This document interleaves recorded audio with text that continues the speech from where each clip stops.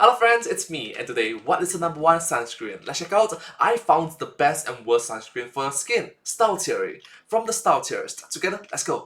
Let's go. Have you ever walked down the sunscreen aisle and been overwhelmed by all of the options? Oil, lotion, spray, gel, stick, and even milk? By the end of today's episode, not only will you know which one of these is worth the money, but which of these so-called sunscreens is a ticking time bomb of pain that you should avoid at all costs.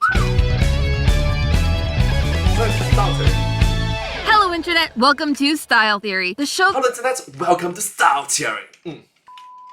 that's ready to answer one of life's burning questions. What kind of sunscreen works the best? If you missed it, last year we proved that sunscreen was in fact good at protecting your skin from the sun. Yes, Despite what some people on TikTok might tell you. Matt still has the checkerboard pattern to prove it. But proving that it worked was only seriously, like 1 year past with you.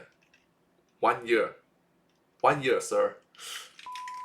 Step 1 in our skin protection master plan. Step 2 is taking it to the next level by pitting 8 different forms of sunscreen against each other in a head-to-head battle to see which will come out on top. Or, as we should probably call it, a leg-to-leg battle. I'm wearing my experiment shorts. These have seen mighty tests in their day, and so for today, we're gonna do another one. I'll be putting my ghostly white legs on the chopping block once again and giving myself a potentially permanent pair of stripes. Consider it a Style Theory host rite of passage. Love is not permanent after a few months.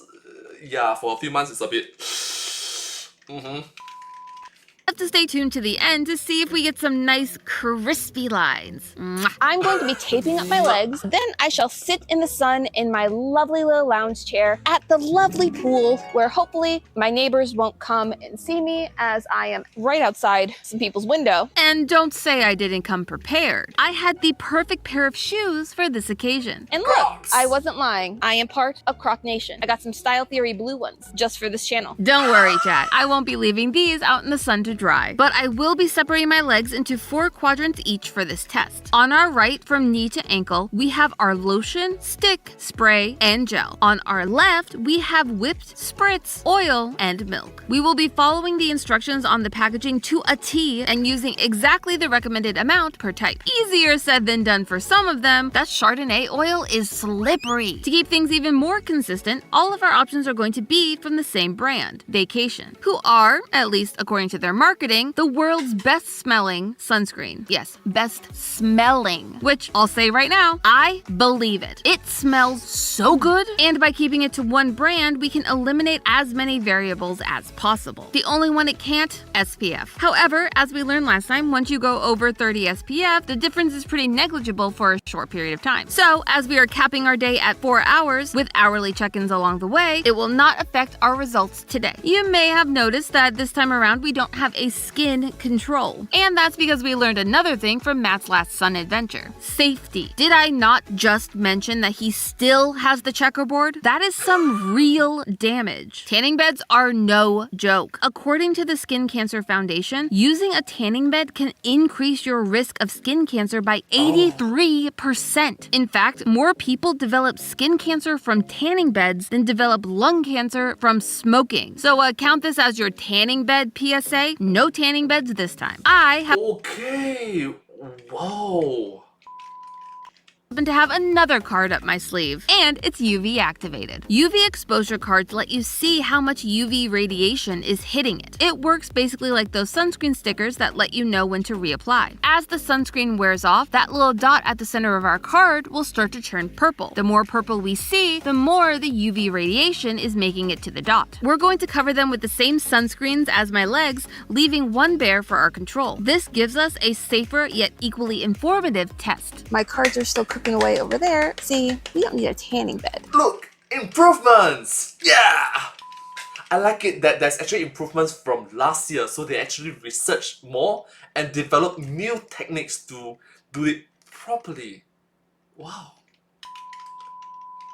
We just need a good plan. They would have been great to have last time, but that's what Matt gets for playing an episode all by himself when I was on vacation. Speaking of, I had one other goal for my outdoor excursion. Relaxation, baby. Your girl has not had a true vacation since last year. So why not use this as an excuse to take a few hours to myself and relax by the pool for science. To be fair, she makes a very good point, especially the runway.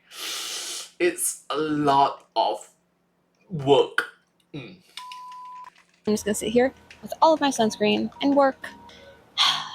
That's what a theorist vacation is, isn't it? Working, even though you're meant to be relaxing. I'll be taking my meetings and writing my scripts in the sunshine. I'm gonna bet you that no one is gonna even know my mini staycation happened until this episode comes out. If you think I'll get away with it, click that subscribe button and join the Style Theory Staycation. There's plenty of sunscreen to go around. Now, Thank you so much. Subscribe.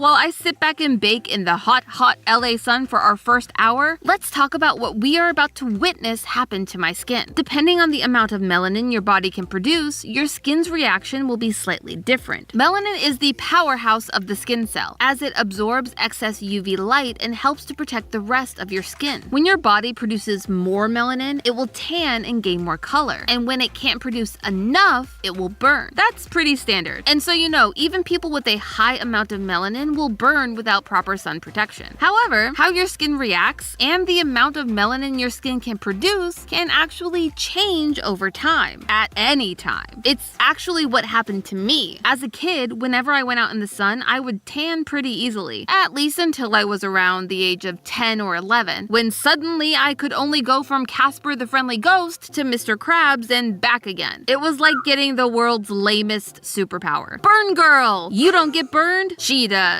It sucked. But while researching this episode, I found out that it was actually much more common than any of us may realize. Melanin is produced by cells called melanocytes, and if those cells get damaged, it can actually change how your body produces melanin. One way this can happen is being exposed to too much UV radiation, like say, from a really, really bad sunburn, which I can tell you did happen to me around age 10 after a summer trip to Blizzard Beach with my family. It was not pretty. Ever since, I stopped tanning the way I did for the first 10 years of my life. Now, I can infer that that's the reason, but sometimes it is just a matter of the genetic lottery. For example, about 1% of the population has an autoimmune disorder called vitiligo, where the body's immune system attacks their own melanocytes, damaging them beyond repair and causing parts of the skin to lose its ability to produce melanin. More commonly, however, it can come down to aging. Much like how people might start losing their hair earlier than others, or, see some gray hairs start popping up before the age of 30. You can also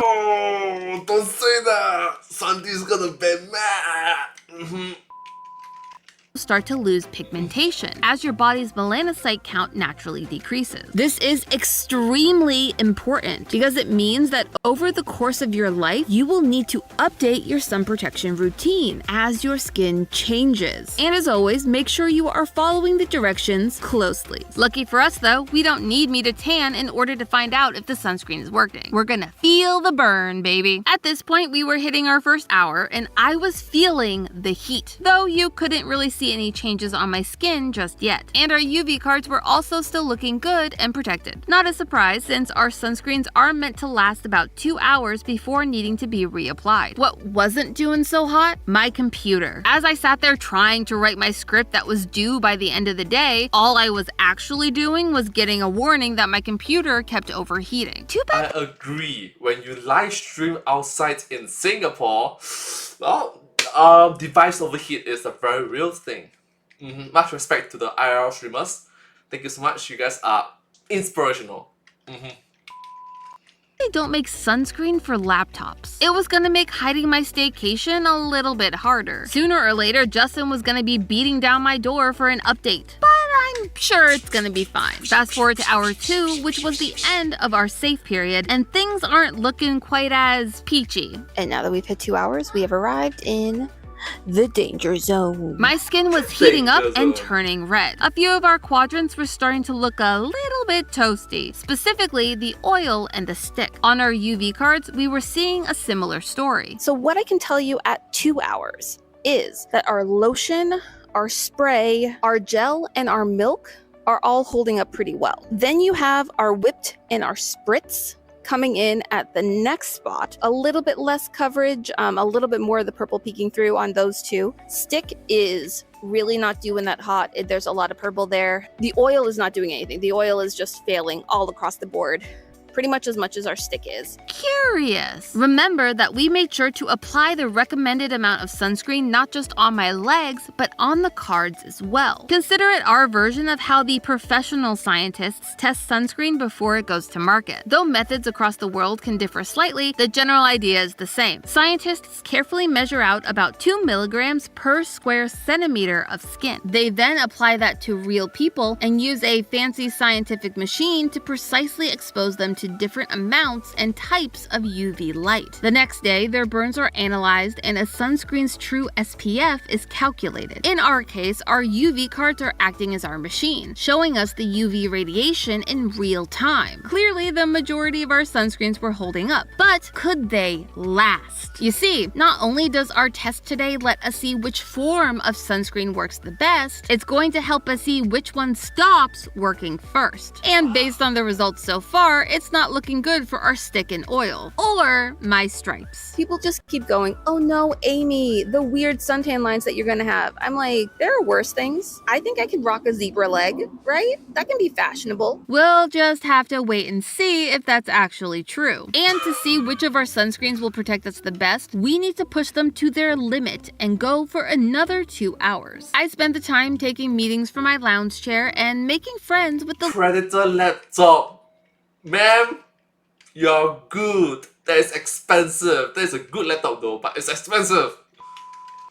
local wildlife. Turns out, humans are not the only ones who like the smell of vacation sunscreen. You want to see who else really likes our sunscreen? Dun dun dun dun dun dun dun dun dun dun dun dun. Bug. Just enjoy your Chardonnay oil, friend, and let me stay over here. Cool, cool, cool. We're gonna move our seat for just a little bit. Be right back. After moving my seat to give our bug friend some well-deserved space, I settled my legs into another clear patch of sunlight to wait out my remaining time, surrounded by the calming sounds of my apartment's public pool.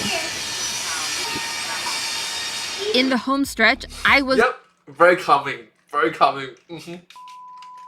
really starting to feel the burn. Like, I am feeling a lot of burn on my legs in a way that I wasn't before. The sun is about the same, which makes me think that the sunscreen is actually starting to wear off, and we'll see our burns coming in pretty swift. Okay, I'll see you in about 40 minutes. Well, more like an hour and 40 minutes. To make sure we got clear results, after finishing my last stint in the sun, I went inside to cool off and let my skin settle. That way we would really be able to see our well-earned stripes. And it also let me cool off my laptop and give me time to catch up on all the scripting I'd missed out on that day. Team Staycation is not getting caught today. I was truly feeling unstoppable. I'm working late, 'cause I'm a theorist.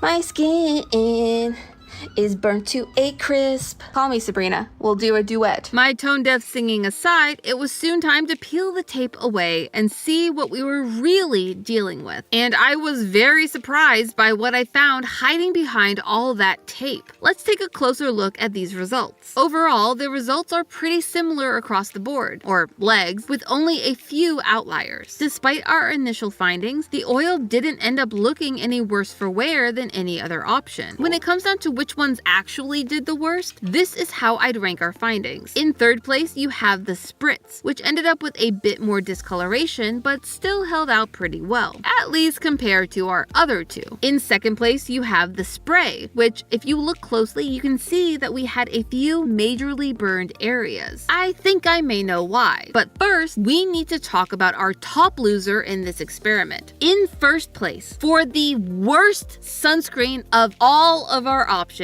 the stick. I mean, clearly. Just look at that section. I am going to be feeling that for weeks. From the beginning, the stick was not sticking to its promise to protect my skin. The UV cards told us the same thing. The stick ended up looking most like our control, with the most purple. Oh, so there's like a double confirmation to say that not just the skin, but the card as well.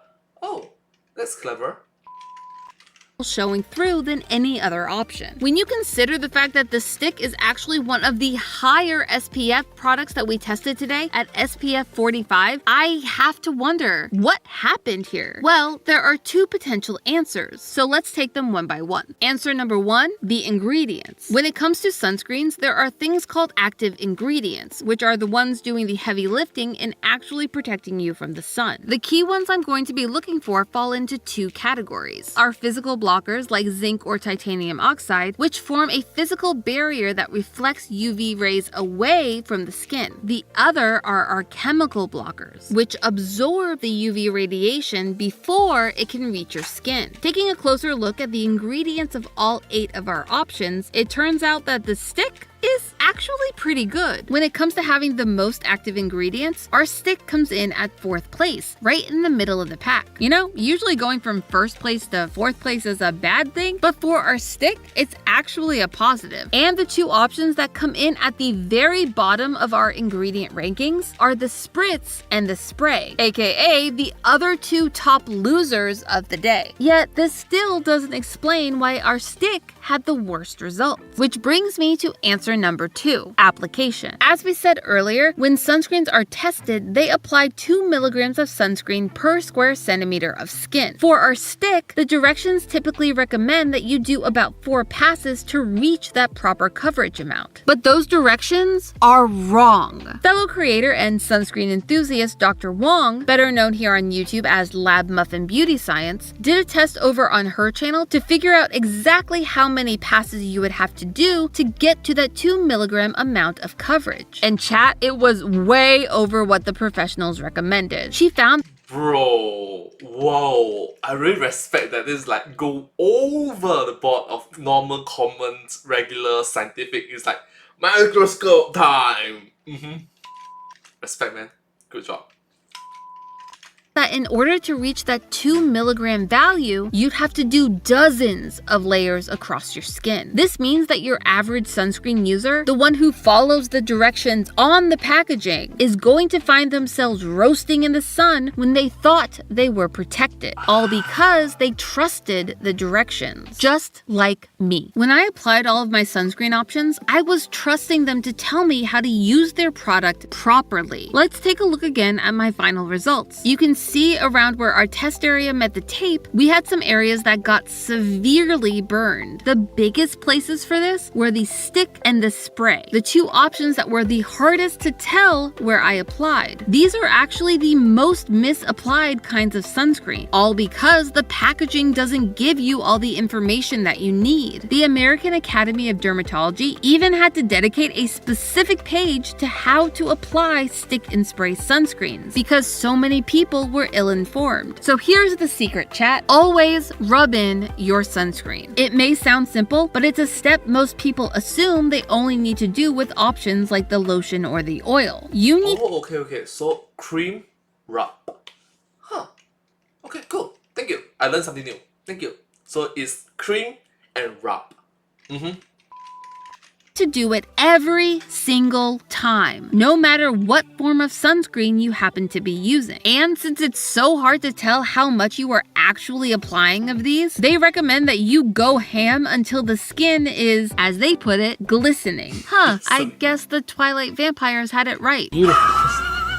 This is the skin of a killer, Bill. No, Edward. This is the skin of someone who knows how to properly apply their sunscreen. In the end, our most reliable... To be fair, you do recognize that vampires in that show is like what? Hundreds of years old? Thousands of years old? sunscreen Wait, is it thousands of years old? I know they are hundreds of years old. was the tried and true option, the lotion. Easy to apply and full of all the UV protection that you need. This is the one I'll be taking with me on my next staycation. Coming in a close second, we have a 4-way tie between the whipped, gel, oil, and milk options. They all showed pretty equal results across the board. Taking third place is the spritz, which just didn't have the ingredients it needed to really give us the punch of protection that we deserve. Followed in a distant fourth by the spray, who lacked detailed instructions to properly teach their customers how to apply their product. And hitting the rock bottom of our list, the one sunscreen that you should avoid at all costs, the stick. Not only does it lack proper application instructions, the instructions it does give you are lying. By following the recommended 4 swipes, you will still not be getting the right amount of coverage to protect your skin. That is a fact, one that will be burned into my skin for the next 6 to 8 weeks. But hey, that's just a theory, a style theory. Keep looking sharp. If you missed our first sunscreen adventure, click the box on the screen to get watching, and I'll see you next Saturday morning. Thank you so much, and I hope to see you in my next video. To Amy, I applaud you, girl. I applaud you, because for the next few months, your legs is going to be posting a lot of questions to other people. But hey, that's just a theory, a style theory. Keep looking sharp. And I hope to see you all in my next video. Thank you so much. Subscribe. And also, Amy, respect to you. Girl, respect to you. The zebra legs a bit... Yeah. Respect to you, girl. Respect.